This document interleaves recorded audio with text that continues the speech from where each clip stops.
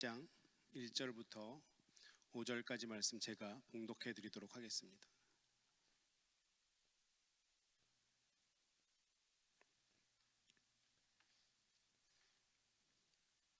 사사들이 치리하던 때에 그 땅에 흉년이 드니라. 유다 베들레헴의 한 사람이 그의 아내와 두 아들들을 데리고 모압 지방에 가서 거류하였는데 그 사람의 이름은 엘리멜렉이요 그의 아내의 이름은 나오미요 그의 두 아들의 이름은 말론과 기럨이니 유다 베들레헴 에브랏 사람들이더라. 그들이 모압 지방에 들어가서 거기 살더니 나오미의 남편 엘리멜렉이 죽고 나오미와 그의 두 아들이 남았으며 그들은 모압 여자 중에서 그들의 아내를 맞이하였는데 하나의 이름은 오르바요 하나의 이름은 루시더라. 그들이 거기에 거주한 지 10년쯤에 말론과 기럨 두 사람이 다 죽고 그 여인은 두 아들과 남편 뒤에 남았더라. 아멘. 잠깐 기도하고 말씀 나누겠습니다. 하나님, 오늘도 귀한 하나님 말씀 앞으로 우리를 불러주시니 감사합니다. 오늘 우리가 드린 이 예배를 하나님 기쁘게 흠명하여 주시고 특별히 이 말씀 전하는 이 시간 가운데 성령 하나님께서 직접 말씀하여 주셔서 우리 마음 가운데 정말 하나님께서 원하시는 음성이 들려지게 도와주시며 또 이 음성이 온전히 우리의 삶의 기준되는 복된 음성 되게 도와주셔서 저희 말씀 붙잡고 세상 속에서 승리하며 나아갈 수 있는 우리 모두가 되게 하여 주시옵소서. 오늘도 우리 가운데 그렇게 일하실 주님을 기대하며 살아계신 예수님 이름으로 간절히 기도드렸습니다. 아멘. 그 미국의 정신과 의사 중에 스캇 팩이라는 사람이 있습니다. 아마 들어보신 분도 혹은 계실 거고 만들어 보신 분도 계실 텐데, 이 스캇 팩이라는 사람이 이제 책을 썼는데 그 책이 좀 많이 유명해졌고 적어도 목회자들이 읽어야 될 필독서 중에 하나인 책이 이 사람이 먼저 썼던 책이 거짓의 사람들이라는 책이 있고요. 두 번째는 아직도 가야 할 길이라는 책이 있는데, 원래 이 사람이 정신과 의사였고 아주 굉장한 무신론자였다고 그 책에서 자기는 그렇게 얘기를 합니다. 그런데 정신과 의사를 하면서 사람들을 만나고 상담을 하다 보니 우리가 그냥 내가 아는 그런 사람의 세계 이외에 정말 신이란 분이 존재하겠구나라고 그런 생각이 들어서 하나님을 만나게 되었고, 이 사람이 지금은 정말 아주 중요한 기독교 작가로서 또 활동도 하고 있는 사람인데, 아마 혹시 관심이 있으시면 거짓의 사람들 혹은 아직도 가야 할 길, 이런 책들은 한 번쯤은 좀 어렵긴 하지만 읽어보면 좋을 것 같습니다. 이 정신과 의사였던 스캇 팩이 그의 책 아직도 가야 할 길이라는 책에서 이런 얘기를 했습니다. 우리가 잘 알고 있는 아주 명언인데요. 삶은 고해다. 삶은 고해다. 살아간다고 하는 것은 그렇게 고통의 바다와 같은 그런 것을 날마다 항해해 나가는 것이 삶이다라고 그렇게 정의를 했습니다. 삶은 고해인데 이 삶이 고해라는 것은 위대한 진리다. 다시 말하자면 세상에서 가장 위대한 진리 중에 하나이다. 왜 이것이 위대한 진리냐면 진정으로 이 진리를 깨닫게 되면 그것을 뛰어넘을 수 있기 때문이다. 진정으로 삶이 힘들다는 것을 알게 되면, 즉 진정으로 그 사실을 이해하고 받아들이게 되면 삶은 더 이상 힘들지 않게 된다. 일단 받아들이게 되면 삶이 힘들다는 사실은 더 이상 문제가 되지 않기 때문이다. 이 스캇 팩이 정신과 의사로서 정말 많은 사람들을 만나보면서 느꼈던 게, 모든 사람의 삶은 힘들구나. 모든 사람의 삶은 고해다. 그런데 내 삶이 힘들다, 우리의 삶이 힘들다라고 하는 사실을 내가 받아들이면 이것은 우리에게 문제가 되지 않고 그것을 뛰어넘을 수 있는데, 그것을 받아들이지 않을 때부터는 문제가 생긴다라고 스캇 팩이 그 책에서 이야기하고 있는 것이죠. 원래 삶은 이렇게 힘든 거야. 어려운 게 어렵게 느껴지면 그때부터 그 문제가 해결될 수 있는 거다라고 이야기를 하는 것입니다.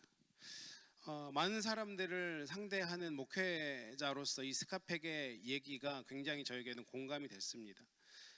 그가 계속해서 주장하는 것은 무엇이냐면, 인생이 고해인 것은 틀림없지만, 그렇게 힘든 여정인 것은 틀림없지만, 그래도 그것을 피하지 않고 맞선다면 더 이상 문제가 되지 않는 것이다, 이렇게 얘기하고 있는 것이죠. 그런데 무엇이 문제가 되느냐? 스캇 팩은 계속해서 이렇게 이야기합니다. 우리들 거의 대부분은 당면한 문제를 두려워하면서 피하려고 든다.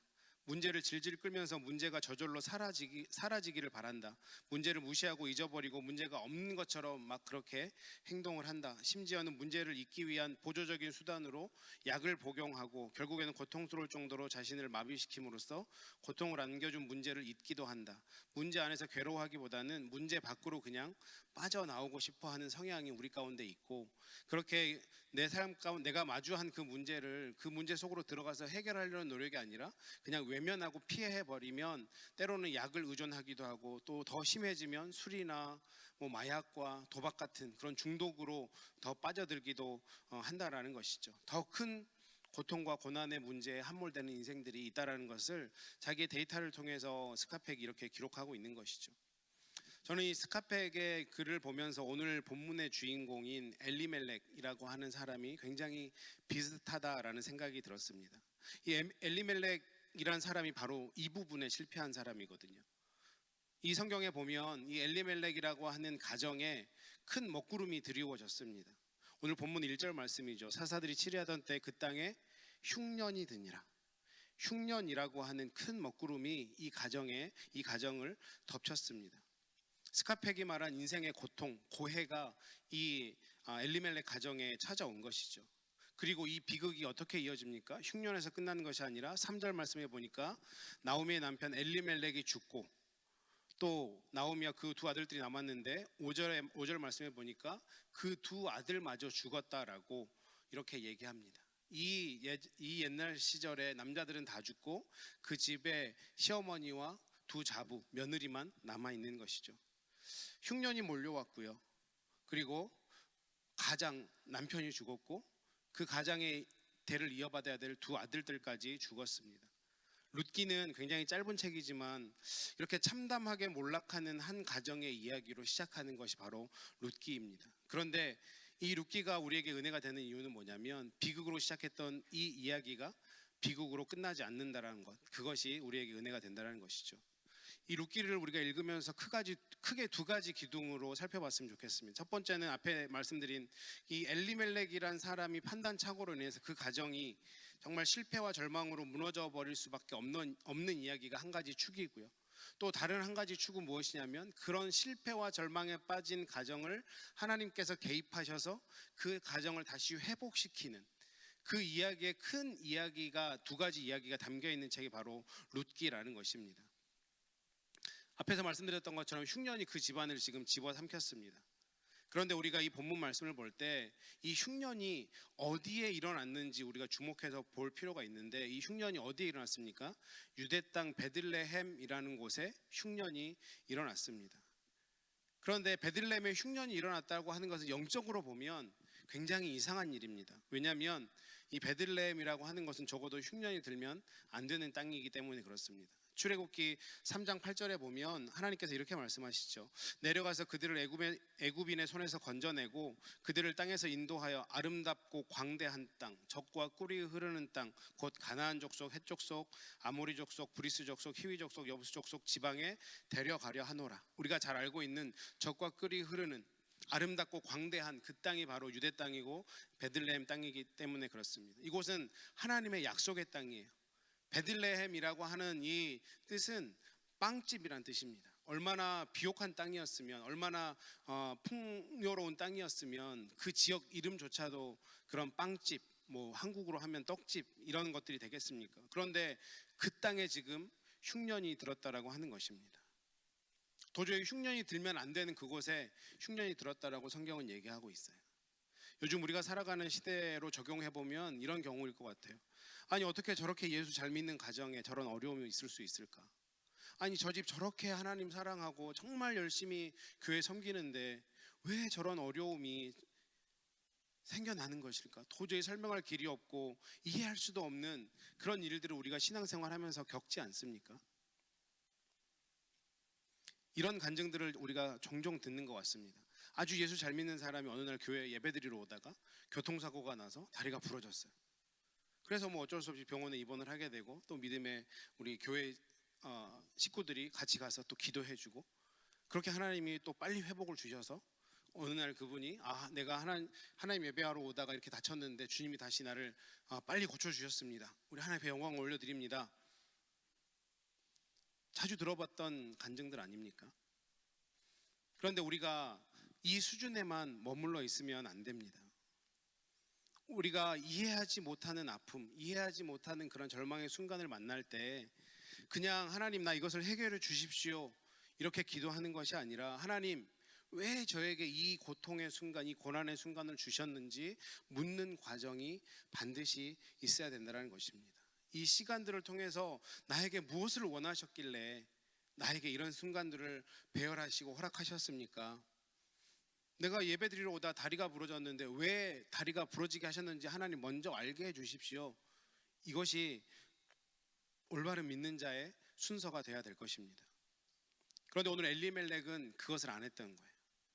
하나님이 흉년이라는 이 고난의 시간을 통해서 뭔가 그 가정에 원한 것이 있었는데 그냥 엘리멜렉은 모압 땅으로 도망가 버린 것입니다. 현실에서 도피한 거죠. 이것이 이 엘리멜렉의 가정의 비극의 출발이 되고 말았습니다. 우리는 엘리멜렉과 같은 실수를 결코 범해서는 안 됩니다. 적어도 하나님을 잘 믿는 정말 믿음의 사람들에게 때로때로 찾아오는 그 고통에는, 그 힘든 시간에는 분명한 하나님의 뜻이 있음을 믿어야 되는 것이죠.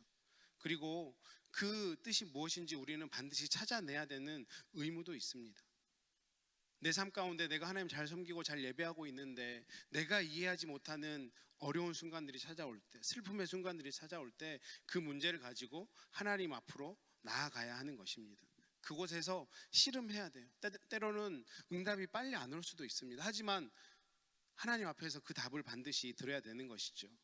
성경은 이것을 우리에게 잘 얘기해 주고 있는데요. 전도서 7장 14절 말씀해 보니까 형통한 날에는 기뻐하고 좋은 날에는 기뻐하고 공고한 날에는 되돌아보아라.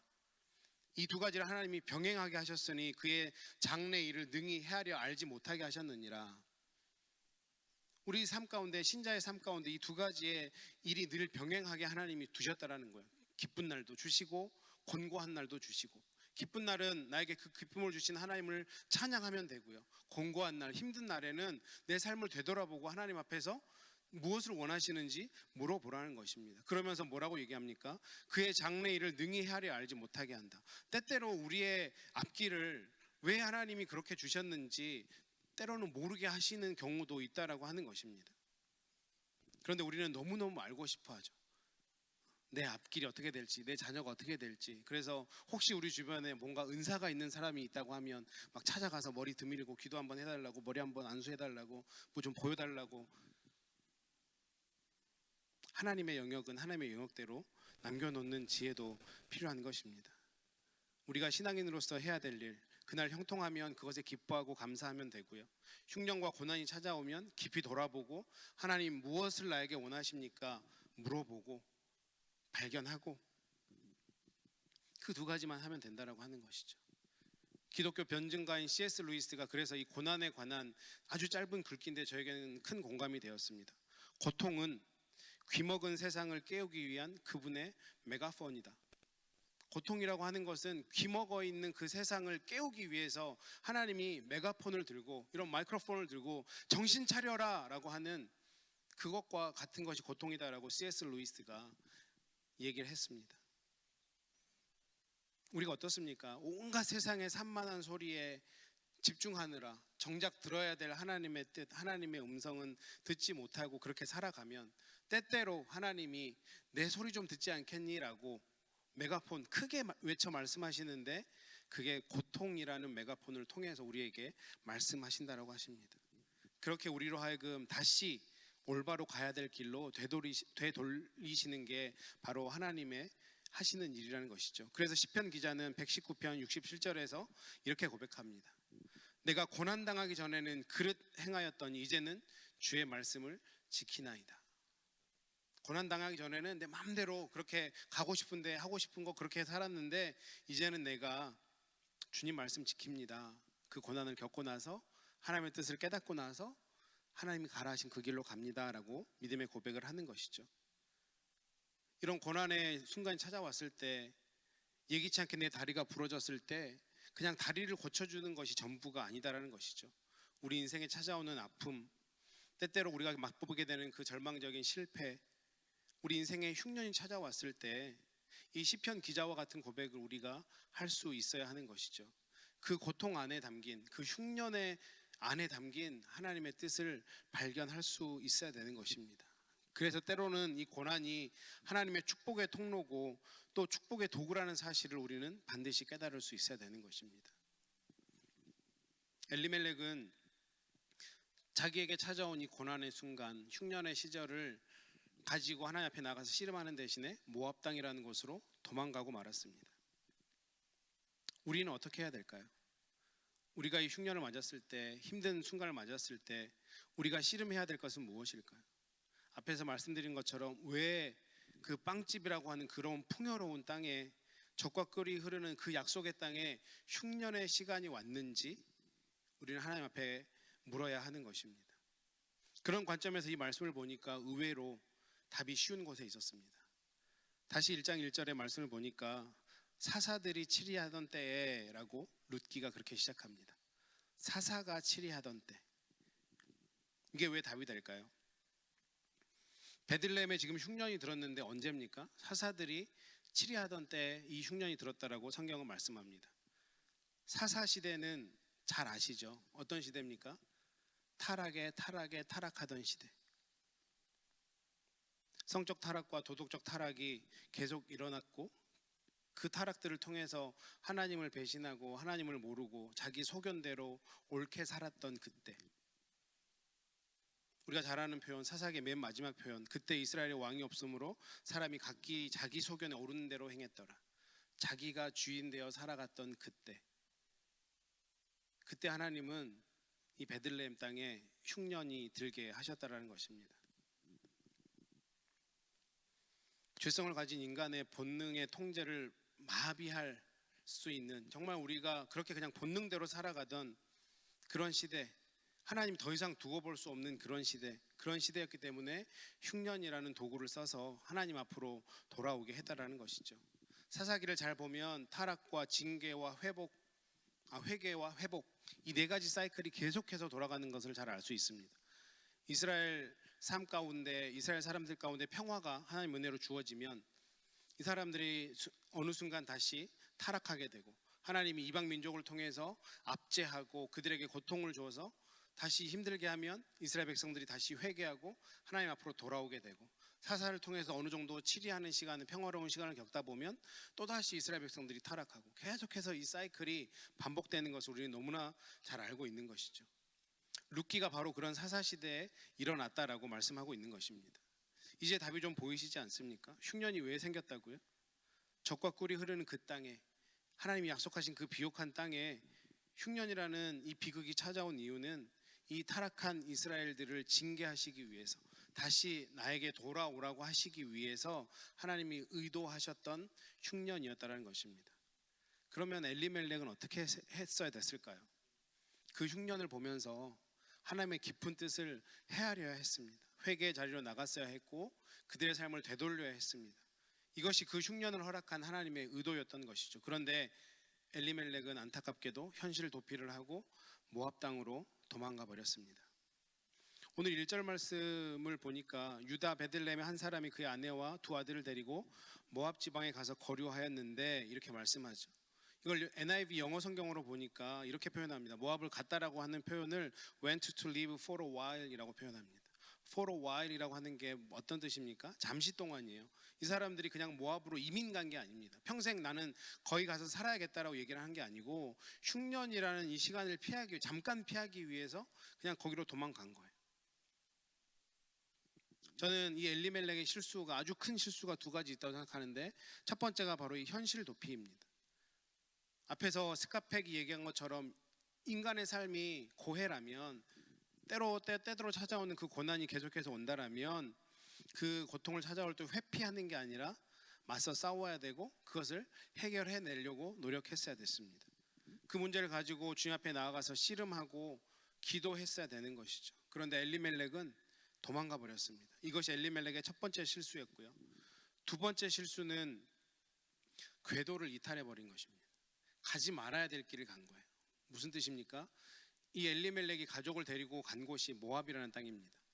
그런데 모압 땅은 이스라엘 백성이면 아무리 급해도 아무리 배가 고파도 가면 안 되는 땅이 모압 땅입니다. 왜냐하면 신명기 23장 3절에서 6절, 3절과 6절 말씀은 이렇게 말씀하는데요.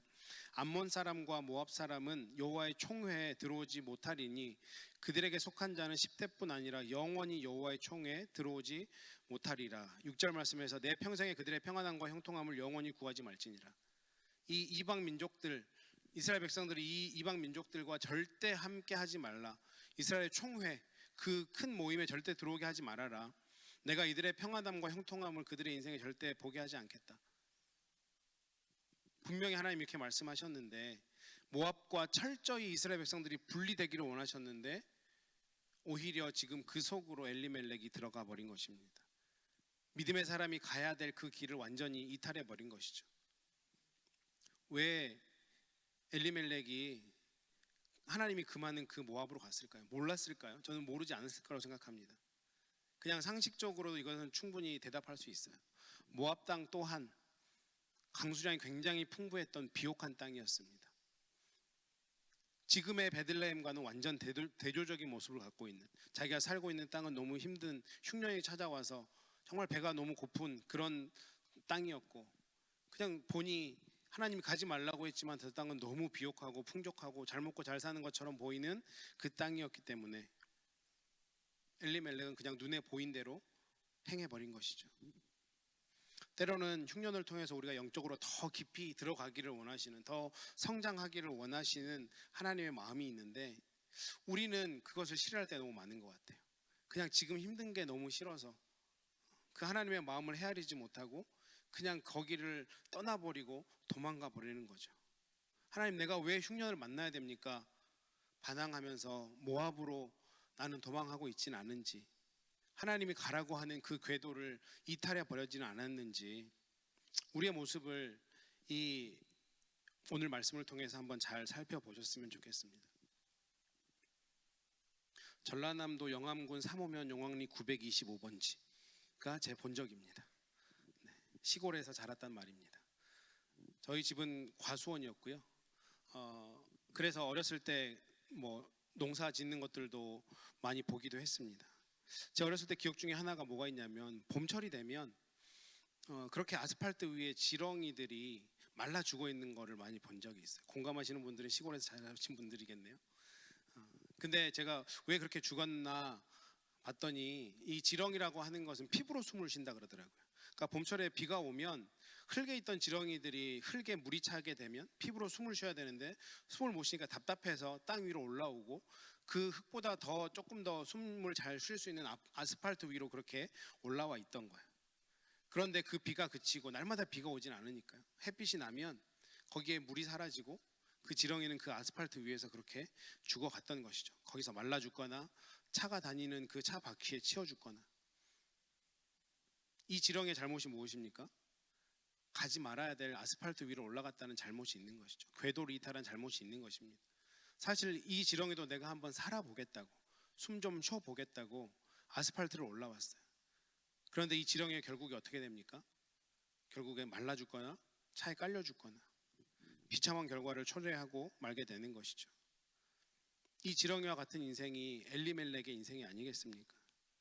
인생의 흉년이 찾아오고 감당하기 어려운 일들이 찾아왔을 때 아마 엘리멜렉은 가장으로서 책임감을 가지고 내 의지로 한번 해보겠다고, 다 나 따라와, 야 저기 가면 먹고 살 수 있어, 가보자, 그렇게 아스팔트를 찾아 떠났던, 그런데 그 지렁이들처럼 엘리멜렉도 비참하게 죽고 말았던, 그런데 혹시나 우리가 그런 모습으로 살아가고 있지는 않은지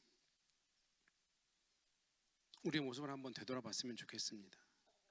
이런 맥락에서 다윗이 시편 11편 1절에서 쓴 그 글귀가 굉장히 소중한 것 같습니다. 이 시편 11편은 다윗이 극심한 고통 가운데서 썼던 시라고 학자들은 대부분 동의를 합니다. 특별히 역사적으로 살펴보면 자기가 사랑했던 아들 압살롬이 반역해서, 그래서 자기 사랑하는 아들에 대한 반역도 너무 마음이 아프고 예루살렘을 떠나서 몸을 피해야 되는 것도 너무 힘들었던 그런 감정적인 힘든 그런 상황에서 시편 11편을 썼는데 이렇게 시편 11편 1절은 말씀합니다. 내가 여호와께 피하였거늘 너희가 내 영혼에게 새같이 내 산으로 도망하라 함은 어찌민가. 어떤 뜻이냐면요, 다윗이 지금 너무 힘들어서 하나님께 피했는데 세상 사람들은 네가 잘 피할 수 있는 그냥 네 산으로 얼른 도망가 버려, 그러면 살 수 있어, 이렇게 얘기하는 것이죠. 마찬가지입니다. 우리가 인생의 고난을 만나면 우리에게는 두 갈래의 길이 펼쳐집니다. 하나는 하나님께로 가는 것, 하나는 내 방법대로 내가 잘할 수 있는, 마치 내가 편한 내 산으로 가는 방법, 두 갈래의 길이 펼쳐진다라고 하는 것이죠. 이 세상은 뭐라고 얘기합니까? 우리가 흉년을 만나거나 고난을 만났을 때 하나님 찾지 말고 그냥 네가 잘하는 거 해, 네 생각대로 해, 너 지금까지 잘 살아왔으니까 경험 있을 거 아니야, 지혜 있을 거 아니야, 그대로 하면 먹고 살 수 있어 라고 얘기하는데, 그런 세상의 유혹에 넘어가는 것이 아니라 그래도 여호와께 피하는 것이 믿는 자가 가야 될 길이다. 그것이 다윗의 고백이었고, 때로는 다윗이 큰 실수를 하기도 했지만 하나님이 내 마음에 합한 자다라고 말씀하신 이유가 바로 거기에 있지 않을까. 엘리멜렉이 바로 그 부분에서 실패했던 것이죠. 내 방법대로 내 방식대로 살아보겠다고 떠나는 것. 근데 결과가 어떻게 됐습니까? 자기 자신은 물론 자기 아들까지 자기 아내까지 몰락시키는 비극을 초래하고 말았습니다. 그런데 제가 앞에서 말씀드렸던 것처럼 이 룻기가 은혜가 되는 것은 1장에서 그렇게 비극적인 이야기들이 계속되고 있는데 룻기 끝에 가서 4장에는 그 비극으로 끝나지 않는다는 데 있습니다. 실패한 엘리멜렉과 그의 가문이었지만 하나님은 그 실패한 가정을 위해 또 다른 한 축을 준비해 놓으셨던 것이죠. 완전히 개인의 잘못된 생각과 잘못된 판단으로, 개인의 잘못된 고집으로 실패하고 몰락해버린 그 인생을 통해 하나님이 어떻게 일하시는지 보여주시는 책. 그래서 우리는 룻기를 묵상하면서 하나님이 어떻게 그 실패한 가정, 어려운 가정을 다시 회복시키시는지 거기에 초점을 맞추고 이 룻기를 묵상하면 우리에게 굉장히 큰 은혜가 된다라는 것이죠. 그 하나님의 일하심, 이것이 우리에게 굉장한 큰 은혜고 도전이 된다라는 것입니다. 앞에서 말씀드린 것처럼 룻기는 사사시대를 배경으로 했기 때문에 사사기와 룻기는 같이 읽으면 좋습니다. 같은 시대예요. 사사시대에 룻이 살고 있었던 거죠.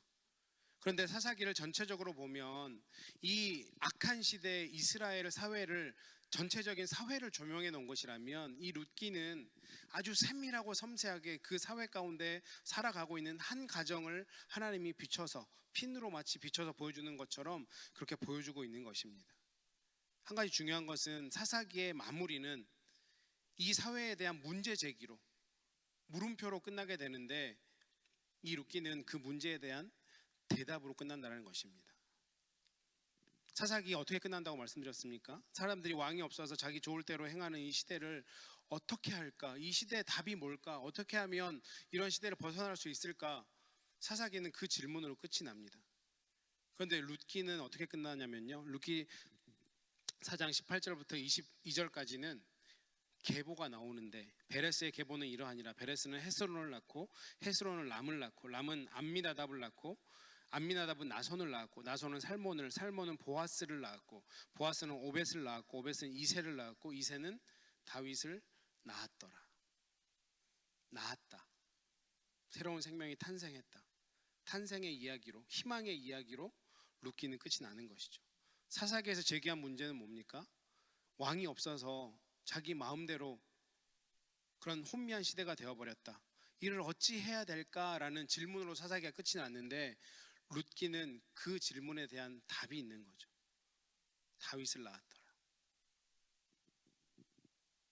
하나님이 다윗이란 왕을, 이 위대한 왕을 준비해 놓으셨음을 룻기에서 희망의 말씀으로 주셨고, 이 다윗의 왕이 신약으로 넘어오면 당연히 그리스도 예수, 우리의 메시아 되시는 예수를 준비해 놓았다라는 그 예표로 다윗을 보여주고 있다라는 사실을 우리 너무나 잘 알고 있습니다. 우린 여기에 주목했으면 좋겠습니다. 이 놀라운 은혜가, 이 하나님의 놀라운 준비가 어느 가정에서 나왔습니까? 비참하게 실패해버린 그 가정 속에서도, 정말 도로 위에 널브러진 그런 지렁이와 같은 그런 인생을 살아가던 그 가정에서도 하나님이 일하시면 이토록 놀라운 일을 하실 수 있다라는 것입니다. 그 가정에서 하나님은 예수 그리스도의 계보를 이어나가고 계셨어요. 이것이 하나님만이 행하실 수 있는 하나님 놀라운 은혜의 반전이라는 것이죠. 그렇다라고 하면 우리 인생 가운데 자꾸 놓여져 있는 그 두 가지 갈림길에서 우리가 흉년을 맞이하고 절망의 순간을 맞이하고 실패의 순간을 맞이할 때 우리 앞에 펼쳐지는 그 두 가지 길 중에서 우리는 어떤 길을 가야 되겠습니까? 나는 여호와께로 피하겠습니까? 내가 편한 내 산으로 그곳으로 피하겠습니까? 제가 어렸을 때 그 아스팔트 지렁이 얘기를 했는데요. 그 지렁이들한테 제가 자라고 나니 미안한 게 저는 그 지렁이를 그냥 피해만 갔지 그 지렁이 다시 살라고 흙으로 옮겨주지 않았더라고요. 그래서 저 때문에 많은 지렁이들이 죽어서 참 미안하긴 합니다. 왜 그랬을까요? 제가 어려서기도 하지만 저는 그 지렁이들을 그렇게 사랑하지 않았기 때문에 옮겨줄 마음이 없었던 거죠. 그런데 우리 주님은 그렇게 아스팔트 위에서 나뒹굴고 고통 가운데 있는 그 지렁이 같은 그 우리들을 사랑하셔서 친히 십자가에 달리셨고 그분의 보혈로 우리를 건져주셨다는 사실. 이 초라한 인생, 지렁이처럼 아스팔트에 널브러진 그 인생들을 회복시켜 주시는 분이 바로 우리 주님이라는 것입니다. 이것이 우리에게 정말 큰 은혜와 감격이 되지 않습니까? 이사야서 41장 14절 말씀에는 이렇게 말씀합니다. 지렁이 같은 너 야곱아, 너 이스라엘 사람들아 두려워 말라. 나 여호와가 말하노니 내가 너를 도울 것이라. 내 구속자는 이스라엘의 거룩한 자니라. 지금 이 이사야의 배경이 어떻습니까? 이제 이 이스라엘 백성들이 또 잘못해서 바벨론으로 포로로 잡혀가게 되는 정말 처참한 인생을 살아가야 되는 그때에 하나님이 이스라엘 선지자를 통해서 선포하는 거예요. 이 지렁이 같은 야곱아, 이 지렁이 같은 이스라엘아, 그렇게 희망이 없고 네 마음껏 네 혼자 살아보겠다고 그렇게 네가 살겠다고 떠난 그 길에서 절망을 맛본 이 이스라엘들아, 그럼에도 절망하지 말아라. 나는 너를 도울 것이고 내 구속자는 거룩한 이스라엘이다. 내가 하겠다라는 것입니다. 그리고 결국 이스라엘은 하나님의 손에 의해서 다시 베들레헴으로 돌아오게 됩니다.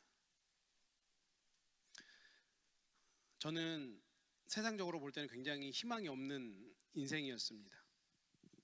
제가 만 25개월 되던 때 저희 아버지가 돌아가셨습니다. 병으로. 그러니까 딱 2살 간 넘었을 때, 그때부터 저는 이제 어머니와 단 둘이 지금까지 살아오고 있습니다. 벌써 어머니가 혼자 되신 지가 42, 3년 전이니까요. 그 당시에는 더 싱글맘으로 산다는 것이 쉬운 시절은 아니었습니다. 저는 어머니가 느꼈던 그 어떤 어려움과 절망을 정말 뭐 1000분의 1, 10,000분의 1, 1억분의 1도 경험을 못했겠지만 아마 저희 어머니는 굉장히 힘든 시절을 살았을 것 같아요. 저도 죄송하지만 나이를 좀 먹고 보니까 얼마나 힘든 세월을 사셨을까라는 생각이 들기는 합니다. 그래서 그랬는지 제 어렸을 때 기억 가운데는 그런 기억들이 있어요. 저희 어머니가 미용실 하셨거든요. 미용실 하셨는데 미용실이 9시에 문을 닫으면 어떤 날은 이렇게 이불을 싸서 교회를 가세요. 그리고 그 당시에는 장의자잖아요. 장의자 2개를 이렇게 앞뒤로 붙이면 그냥 거기서 좀 잘 수 있게 되는 거죠. 그렇게 어머니는 밤새 기도를 하셨고 저는 그냥 뭐 금방 따라갔다 금세 자고 이제 깨면 그때 새벽 예배 찬송 소리가 들리면 그때 깨는 거예요. 그때는 뭐 그런 걸 전혀 몰랐죠. 그냥 교회 가자 하니까 따라갔고 어머니 손잡고 따라갔고 그냥 저는 거기서 그때 잤을 뿐인데 되돌아보니 어머니가 참 힘드셔서 그렇게 하나님 아니면 붙잡을 분이 없어서 그 자리에 그렇게 가셨구나라는 생각을 나이를 먹고 하게 됐습니다. 저희 가정이 한 일은 어머니와 제가 한 일은 그 일밖에 없었던 것 같아요. 그냥 하나님 붙잡고 하나님 예배하고 교회 섬기고 그렇게 힘든 시절들을 살아왔는데 뭐 저희 아버지가 제가 전라남도 영광군 사모면 영광리라 그랬잖아요. 뭐 돈을 크게 주고 갔을 것 같지 않은 그런 상황이 딱 오시죠. 네, 그냥 어머니 혼자 미용 배우셔서 미용실 하셨던 거거든요. 근데 얼마나 뭐 저희가 돈이 있어서 뭐 얼마나 좋은 삶을 살았겠습니까? 그렇지 않았고 그냥 하루하루 감사하면서 그렇게 살았던 집인데 제가 미국이라는 곳에 유학도 올 수 있고 또 이민교회 이렇게 섬길 수 있게 되고 이것만 해도 하나님께서 제 삶 가운데도 놀라운 반전을 허락하셨다 저는 그렇게 생각을 하고 있습니다. 저희가 한 게 아무것도 없어요. 그냥 어머니는 힘들 때 하나님 붙잡으셨고 그냥 산으로 나아간 게 아니라 여호와께 나아간 것밖에 없고, 저는 그 어머니의 신앙의 은혜를 저는 같이 입는다고 생각을 합니다. 어머니의 기도 때문에 이렇게 성도님들 섬길 수 있는 복된 사명도 감당할 수 있고, 다른 거 없더라고요. 저보다 훨씬 더 연배가 많으신 성도님들에게 어린 제가 이런 말씀 드리는 것도 참 죄송하긴 하지만 그래도 진리는 진리니까요. 우리가 어려움 당할 때, 이 엘리멜렉이 맞았던 흉년의 때를 내가 겪는다고 생각할 때 첫 번째는 하나님께 나아가는 것입니다. 사람의 생각, 사람의 방법, 이건 이렇게 해야지, 이건 이렇게 해야지가 아니라 엘리멜렉이 했던 이 실수를 하지 않으려는 노력을 하면 되고요. 현실을 도피하지 않으시면 되고, 문제를 직시하고 그 문제를 그 문제 안으로 들어가서 하나님 앞에 묻는 거죠. 하나님, 나 하나님 정말 사랑하고 하나님 정말 열심히 예배하는데 왜 나에게 이런 어려운 순간을 허락하십니까? 씨름하셔야죠. 씨름하셔서 산으로 피하지 않고 하나님만 붙잡고 있으면 하나님께서 때로는 우리 마음 가운데 그래, 이런 것들이 필요해서 그런 흉년의 때, 어려움의 때, 절망의 때를 잠깐 너에게 배열했다라는 음성이 들릴 것이고, 그러면 우리가 잘못한 부분이 있다면 회개하고 돌아서고 다시 하나님 붙잡고 하나님 예배하면 그 어려움은 어느 순간 물러가게 돼 있고, 우리는 더 깊은 하나님의 은혜 가운데로, 하나님과의 친밀한 교제 가운데로 나아가게 된다라는 것이죠. 사랑하는 성도님 여러분, 혹시 지금 이 흉년의 때를 겪고 계십니까? 내 개인의 삶 가운데, 내 가정 가운데, 아니면 지금 웨슬리 교회 가운데 어려운 일들이 있는데, 이 상황에서 우리가 해야 될 일은 여호와께 나아가는 것입니다. 하나님이 허락하신 땅을 떠나는 것이 아니라, 하나님이 약속하신 땅을 떠나는 것이 아니라, 이 땅에서 하나님 앞에 나아가서 하나님 붙잡고 하나님께 묻고, 혹시 우리가 엘리멜렉처럼 잘못한 건 없는지, 회개할 부분이 있다면 회개하고, 그리고 주님, 이 흉년의 때를 잘 이기게 하시고 하나님께서 주시는 그 풍요를, 그 은혜를 내가 더 누릴 수 있도록 하나님 더 붙잡겠습니다. 하나님 방법대로 살겠습니다. 하나님 말씀대로 살겠습니다. 이렇게 믿음으로 고백하는 것이 정말 이 흉년의 때를 살아가는 우리 믿음의 사람들의 올바른 모습이다라는 것을 오늘 이 루키 말씀을 통해서 우리가 깨닫고, 이 말씀을 우리 삶 가운데 구현했으면 좋겠습니다. 앞에 말씀드렸던 것처럼 루키는 비극으로 시작하지만 비극으로 끝나지 않습니다. 하나님의 계획, 하나님의 희망, 하나님의 일하심으로 끝나는 것이 루키이기 때문에 우리 이 말씀의 원리대로만 살 수 있다면 나의 실패와 실수까지도 사용하셔서 은혜를 베푸시는 그 하나님의 역사에 우리는 동참할 수 있고, 그 은혜를 우리는 누릴 수 있을 것입니다. 그 은혜를 누리며 하나님 앞에 더 큰 감사와 영광을 올려드리는 저와 여러분 되시기를 주님의 이름으로 축원합니다. 기도하겠습니다. 하나님 감사합니다. 오늘 이 루키의 말씀을 통해서 우리의 모습을 한번 되돌아봅니다. 엘리멜렉이 그 삶 가운데 찾아왔던 그 흉년의 때 지혜롭게 행하지 못해서 그 삶의 비극을 맞았던 이 모습을 바라보며 혹시 우리는 그렇게 살아가고 있지 않은지, 하나님, 우리가 혹시나 그렇게 살아가고 있다면 오늘 이 시간 이 말씀을 듣고 되돌이기를 원합니다. 하나님만 더 붙잡기를 원합니다. 하나님께 더 묻고 그 뜻이 어디 있는지 발견하며 그 하나님 뜻대로 살아가는 우리 모두가 되게 하여 주시옵소서. 감사합니다 하나님, 사랑합니다 하나님, 예수님 이름으로 간절히 기도드렸습니다. 아멘.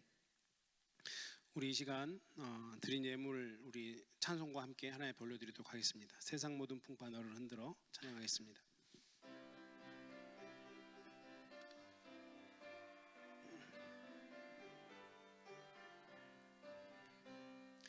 세상 모든 풍파 너를 흔들어 약한 마음 낙심하게 될 때에 내려주신 주의 복을 세워라. 주의 크신 복을 내가 알리라. 받은 복을 세어보아라. 크신 복을 내가 알리라. 받은 복을 세어보아라. 주의 크신 복을 내가 알리라. 세상 근심 걱정 너를 누르고 십자가를 등에 지고 나갈 때 주가 내게 주신 복을 세어라. 두려움 없이 항상 찬송하리라. 받은 복을 세어 보아라. 크신 복을 내가 알리라. 받은 복을 세어 보아라. 주의 크신 복을 내가 알리라. 세상 권세 너의 앞길 막을 때 주만 믿고 낙심하지 말아라. 천사들이 너를 보호하리니 염려 없이 앞만 보고 나가라. 받은 복을 세어 보아라. 크신 복을 내가 알리라. 받은 복을 세어 보아라. 주의 크신 복을 내가 알리라.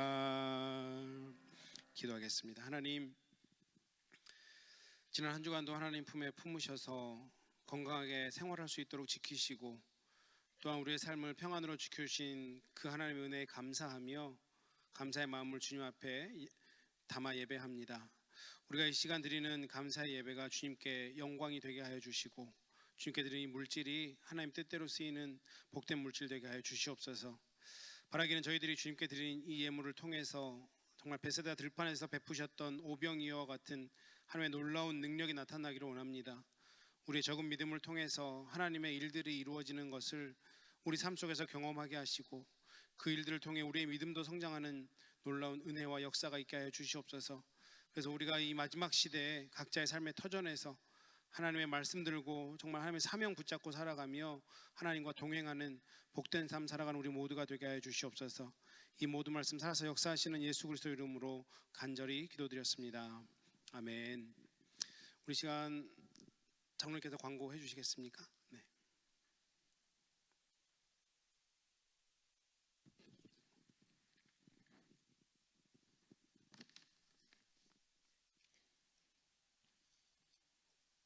네, 오늘 2부 예배 후에 비상대책위원회, 그다음에 인성공천위원회 각각 회의 있습니다. 지금 현재 인성공천위원회는